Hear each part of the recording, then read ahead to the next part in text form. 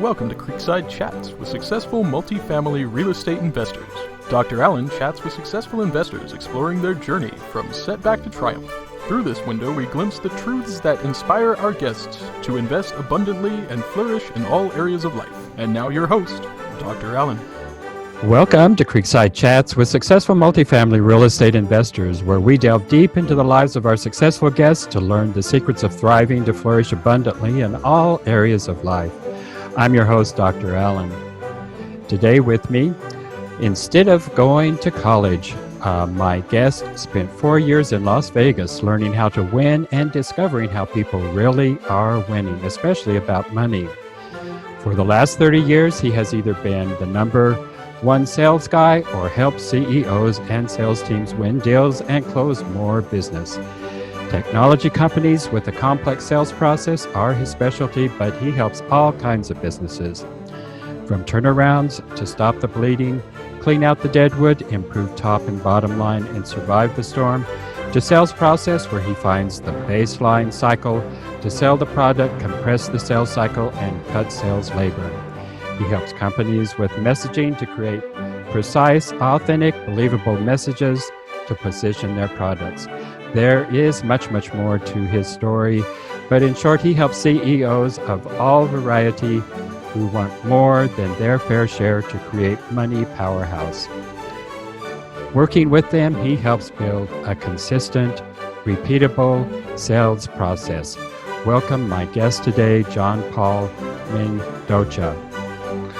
Did I pronounce your name correctly? You did. You got it right off the bat. So you win a key fob. So thank you very much. So appreciate it, Alan. So do you go by John Paul?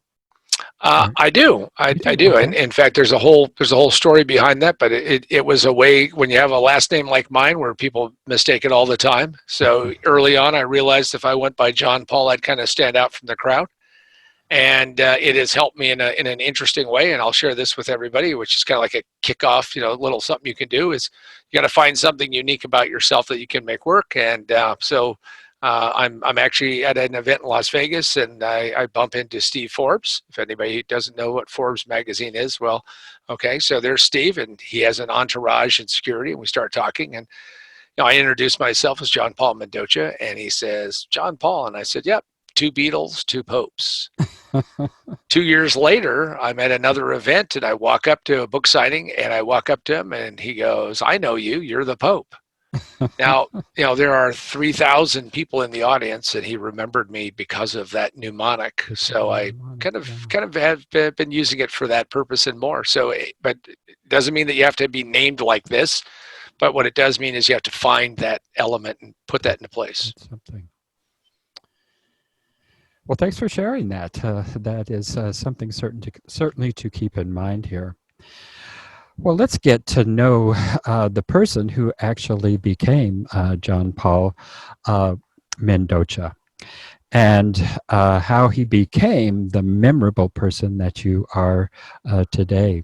So let's go back to your childhood, John Paul, and if you can bring to mind a childhood memory that stands out as a turning point for you, and that you look back on as a formative experience for where you were then to where you are today.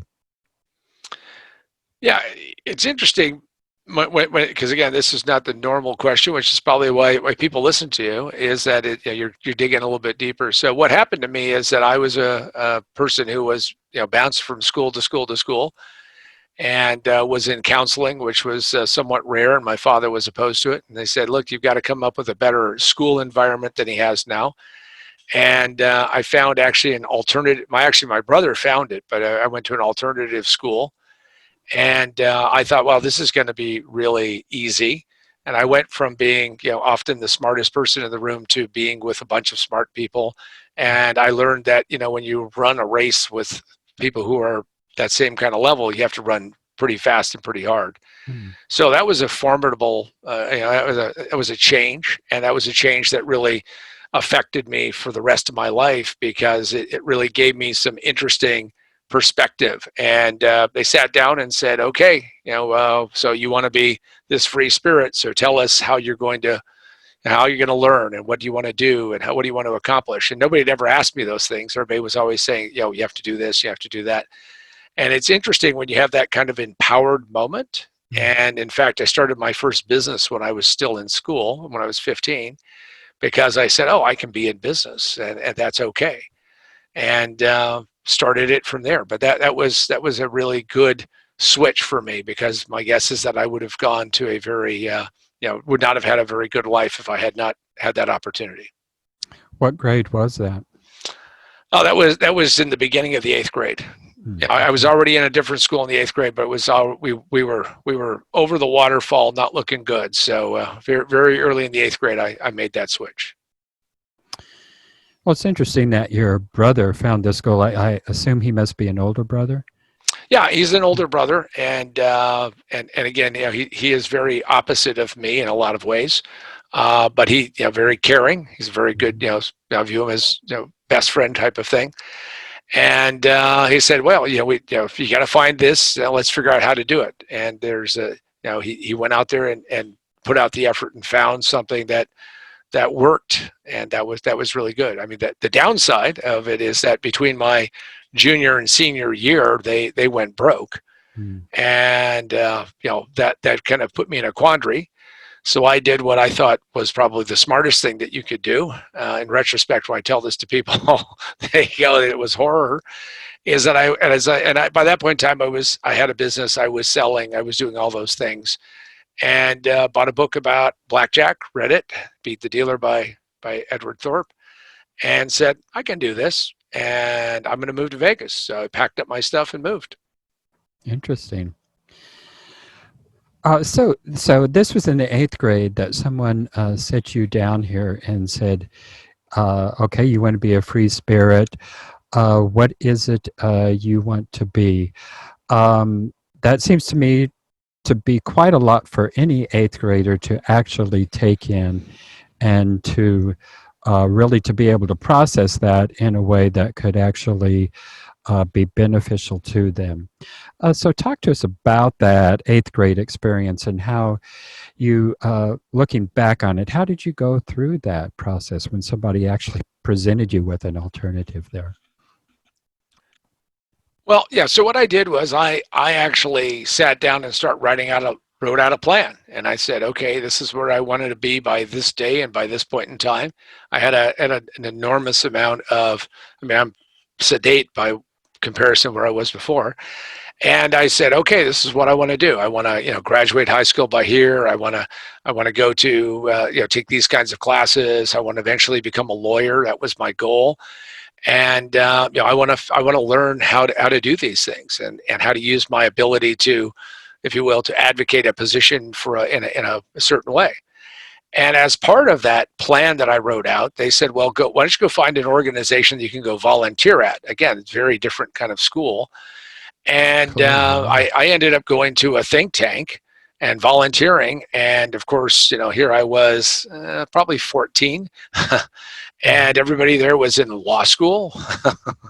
And, I would not agree with them today politically, but essentially it was a, left-leaning think tank. And, here I was, reading briefs and reading this and learning that. And they were like, wow, you're giving cogent arguments about this, and you're pointing out mistakes and flaws, frankly, things I do today, and in fixing stuff. So, that's what I did. I took it as if you will, as a challenge. I mean, a lot of people, would come in, be there for a year, and then leave because it was not structured enough, and or it was, as you say, it was a lot to lay on them. But I had actually mapped out a plan pretty early on, and and learned what that was all about.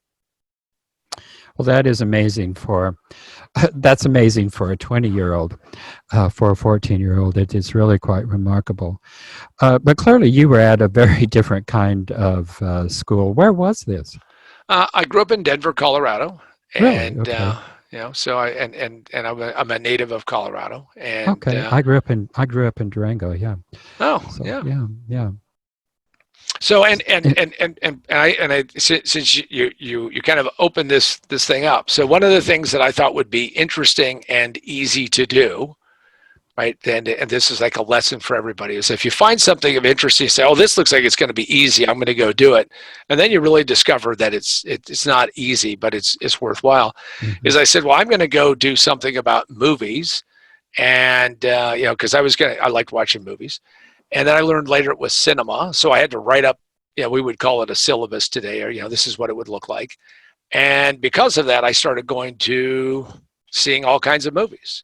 Mm-hmm. And Denver was a great place to do it because it was a test market. Also, they had lots of film festivals.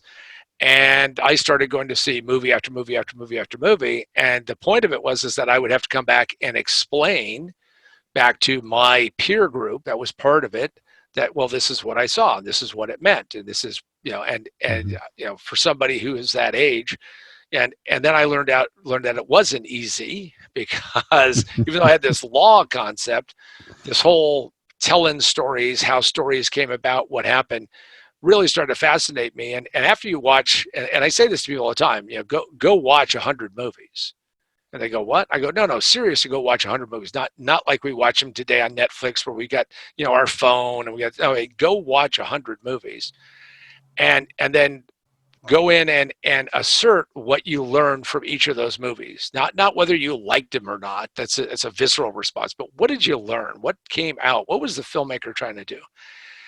And I think that helped me a lot, because I learned a lot about how story was put together. I have clients all the time ask me, well, how is it that you know all these stories? Well, I ended up seeing, and I don't have an accurate count, so I can't say it accurately, but at least 150 movies, maybe more. Wow.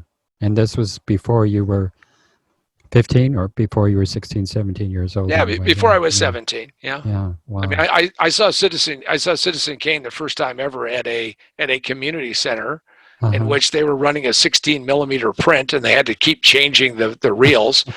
and I think the youngest person there was as old as my grandmother would be if she had been alive. Yeah. And they were there because they had seen it maybe when they were a kid, right? Yeah. And I'm sitting there watching this, and I go, wow, this is really good. Now I understand why that was important. Yeah. And they're going like, well, you hear because you have to be here or something. I'm like, no, I'm just fascinated about it. Uh-huh. And I said this one line. Now I had read it, but I said this one line, which is, I said, now lots of people think that Citizen Kane, obviously, looking at it like William Randolph Hearst, but I said Citizen Kane in some ways is the entire arc of Orson Welles' life. Mm-hmm. Orson Welles essentially is Kane, because very young, very successful, struggles all the way through it. Now, he was still alive and wouldn't die for a number of years, but never achieved that close to that peak again. Mm-hmm. They kind of looked at me kind of like, okay, who is this guy? And it was nice. They were very kind, and they also had cookies, so that was a good plus. So. For those just tuning in today, my guest today is John Paul Mendocha, and we are going into the very fascinating life of John Paul Mendocha. So you were doing these film critiques essentially. So this was for this group. This think tank that you were in. That was for school. Oh, that was for school. Oh, yeah, that was for school. So. Yeah. No, I said, hey, this would be fun to go do this. And I actually had 2 or 3 people who said, John, we want to sign up with you because this sounds like a great fun thing to do, and we get to get out of here. Until they realized that I was going to go see 4 movies in one day. Uh-huh. And I was seriously going to watch the movies. I mean, I went and took notes. I watched Charlie Chaplin's The Great Dictator, and I wrote notes. And I went and saw, 1,000 Clowns and said, okay, that's interesting. And then realized it was a play, and then read the play. I mean, so I got very serious, and soon I was a band of one who would just stick it out and go to all the movies. But it was. They realized there was work to it, huh? And so they went back to school instead of. Yeah, well, and again, it's back to I think that most people will get involved in something, and I hear this, I hear that kind of this pushback against work as a 4-letter word, and what I say is I kind of believe, as Aristotle said, that work is something that we do because it exercises the mind, it stretches the mind, it forces us to do it. If we don't work at it, then in fact what we're doing is letting the mind be lazy. Now I'm taking lots of liberties on what Aristotle said. But Aristotle, when I read that, I went, Aristotle is absolutely right. So you should never be afraid of that. You should never push away from that. You should, in fact, lean into that. And there's a whole other world on the other side of that. Yeah, and I think that certainly work becomes something besides work when it actually becomes very purposeful. And clearly you found a lot of purpose in everything that you've found to do. You were very fortunate to find a good school. Yeah, it's sad that they went bankrupt. I wished that our educational system would actually push more towards that direction for all of our schools rather than just special schools like that. It would be great to help open the minds of our young people here. One question I have here is, so you had your heart set on becoming an attorney, and rather than become an attorney, you read this book on blackjack, and so you went off to Las Vegas and you became a gambler rather than an attorney. So tell us about that decision. Well, yeah, so that decision really is made before that. It's actually made before I started business at 15, and in which essentially I wanted to graduate from high school and move on to college. I mean, I wasn't so presumptuous to say I couldn't learn more, but I said, I need to move on. I need to get on with this thing. I mean, here I was hanging out with these these lawyers and wannabe lawyers, and people are worried about passing the bar, and I'm prepping them on how they could pass the bar, and they're like, well, what do you mean? I said, well, I mean, I can show you how to hack. It wasn't the word we used, but I teach you how to hack an IQ test if you want to learn that. And they were like, what? So what I want to do is I want to get out of high school, not because I wanted to get out of high school. I want to get out of high school because I want to move on. And I found that I couldn't do it. I mean, in spite of all the TV shows and Doogie Howser and all that kind of nonsense, is that it's extremely rare. It's hard to do. And by the way, the system is designed to stop people from doing this. So essentially, I did what is obviously a giant mistake, which is I represented myself.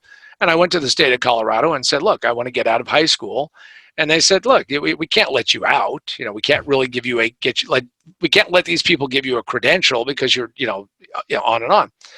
And I said, well, here's what I understand. If I am 16 years old and my mother is a prostitute and I have a younger sibling and I want to quit and go work in a car wash, I can do that, right? Sure.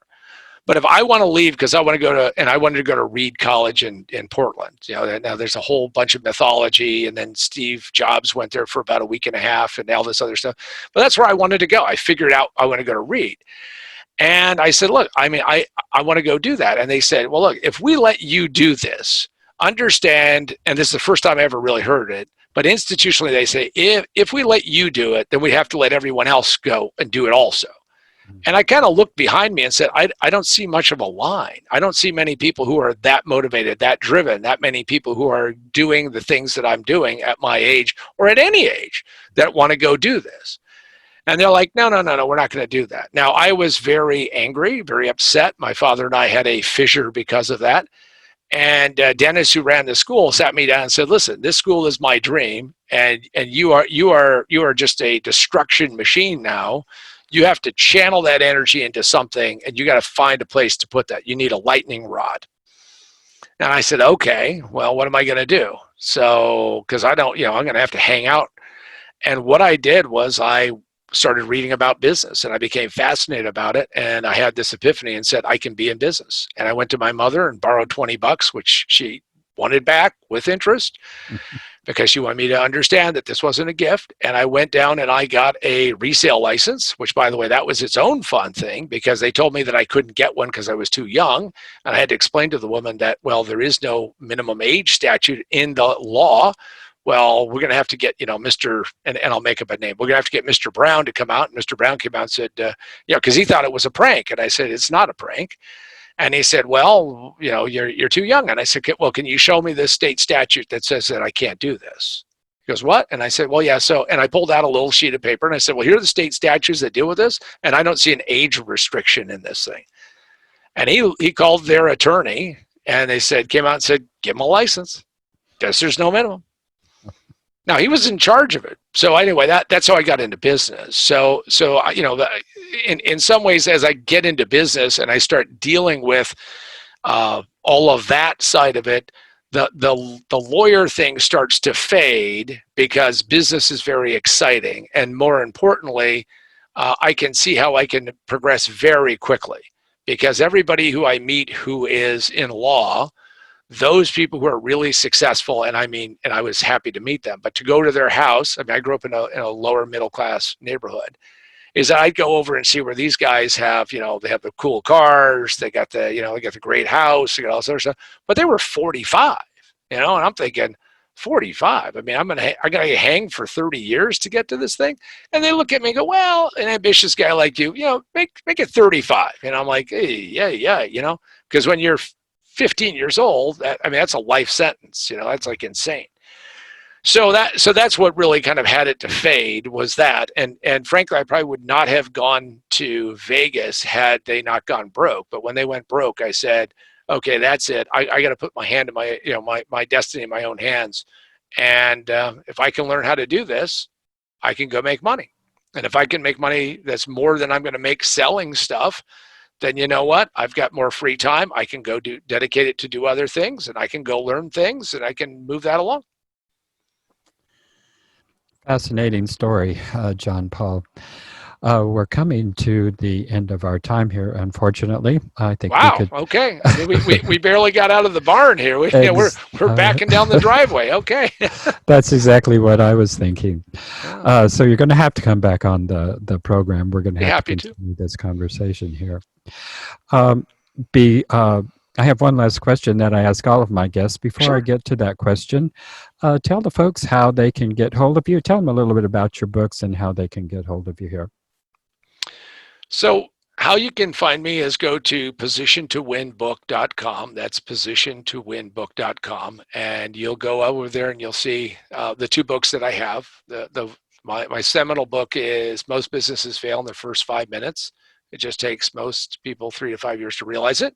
Position to Win. And essentially that's a collection of what I've learned being in business and literally watching businesses fail and not be successful. And so that basically took me 30 years, and I've got a co-author, co-conspirator, Gabe Batista. So I always like to say it took me 30 years and a Colombian to get that done. The second book is Remote Work for a Better World. And what it does is really talk about what we're doing right now, which is, we're communicating through a remote mechanism and using Zoom and other mechanisms. And that actually came about because while we were launching the book, the coronavirus was shutting everything down. So I had the worst timing in the world on March 17th to launch the book, my book. And the first one took 30 years. The second one took 17 days, and we were up. And so you can go to positiontowinbook.com and check me out there and see what I have to offer, and see if you want to get in touch with me. Cover a variety of topics, cover a bunch of things. I would want to leave everybody though with one little piece before you ask me that final question, which is, if you're out there and you're questioning whether or not you should do something, what you always want to do is kind of get in touch with whether or not, because a lot of people say, I have fear. I'm worried. I don't know if I want to do this. And usually that fear factor is the fact that you don't feel prepared. Now, you can prepare forever and never get started. So here's the thing. Take a chance, take a risk, plan that you're going to lose, plan that you're not going to be successful, and do it for some period of time. But every single time you get through the cycle, and this is the key, is to do a postmortem. What did I do right? What did I do wrong? And then really understand the emotional angst that you have and let that go. What I learned sitting at a poker table is that when the hand is over, it's done. It's done forever. It's as if we were in 1066, the Battle of Hastings has been fought, and whoever won, whoever lost. It's over. Most people have an inability to let that go. So dump the hand, let it go, move on. And if you can't think of it as that it's just money, if you can't just think of it as this is the experience of learning, then don't do it at all. Phenomenal advice there.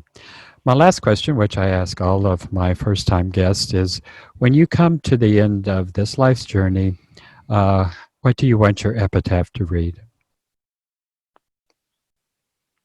Well, that's an interesting one.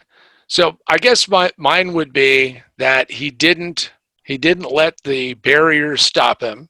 He experienced all the things that he could have experienced potentially, and that he helped some people that needed it. He pushed other people who needed it. But more importantly, that what he did is I left a body of information and my insights, which is why I've been working on that for the last 30 years, which is gathering and putting this information together. So that is part of what I would want, is to make sure that people have that. Sounds like a life worth living and quite a legacy to leave there. Thank you, John Paul, for being on the program, and I look forward to having you back on the program many times, because there's lots to talk about here. I'd be happy to do it. I really appreciate it, and I wish every one of your listeners, all the viewers, have the courage to live your life and do that today. Thanks a bunch, John Paul. Thank you. Thank you for tuning in to Creekside Chats with successful multifamily real estate investors, brought to you by Steed Talker Capital. Steed Talker Capital works with both new and established investors nationwide, creating opportunities to flourish in all areas of life. As part of our efforts to make the world a better place, Steed Talker Capital contributes to activities and organizations committed to better understand the equine. These endeavors attempt to enhance the human treatment of horses worldwide. Steed Talker Capital, working for a world where all creatures great and small flourish abundantly. For resources to enhance your well-being through multifamily real estate investment, connect with us online at capital.steedtalker.com.